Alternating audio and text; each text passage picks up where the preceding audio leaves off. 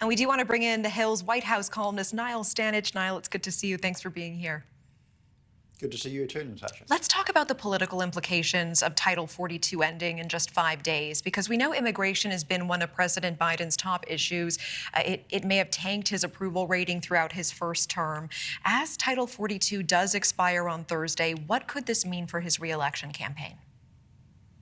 I think it is clearly a bad issue for the president. Immigration is probably his weakest issue.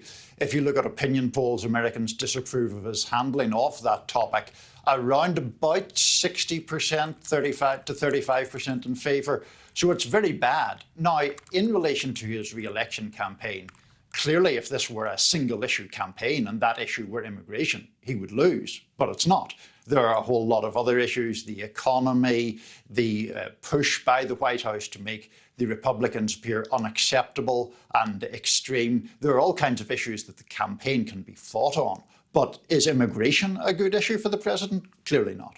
In the eyes of Americans, we see Biden making these actions, 1,500 U.S. troops to the border. Also, Mayorkas putting forth some sort of plan yesterday, in part talking about working with other countries to set up those centers, those processing centers, to prevent surges of undocumented migrants before they reach the border. Do you think in the eyes of Americans, these seem like strong actions? Do they seem like enough? Are they coming too close to the expiration of Title 42 in 5 days?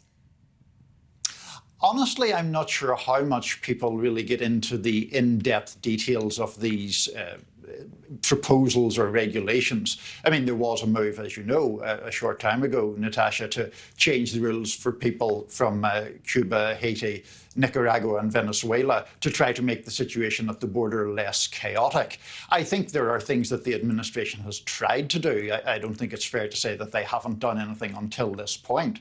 But people look at the footage, I think you're showing some of it at the moment, of people crossing the border in large number. Anything that ever contributes to a sense that a president is not in control of an important issue is bad politically for that president. And I think to that extent, immigration's a bad issue. Yeah, and sorry, I didn't mean to cut you off. I do want to ask, at a time when tensions are high between the U.S. and other countries like China, like Russia, is there any message that is sent out politically on the world stage if we struggle to secure our own southern border? I'm not sure that I would say that. I mean, I think you're implying some sort of national security threat, perhaps. I mean, clearly, if you don't know who's entering the country, that's a bad thing. But I'm not sure that it is something that China or Russia seize upon in any significant way. I think China and Russia are much more interested in the geopolitical move for influence in the wider world, and also, frankly, in exacerbating domestic tensions among Americans by disinformation and by introducing or amplifying issues in the bloodstream of the American body politic that divide Americans against one another. I appreciate that context, Niall.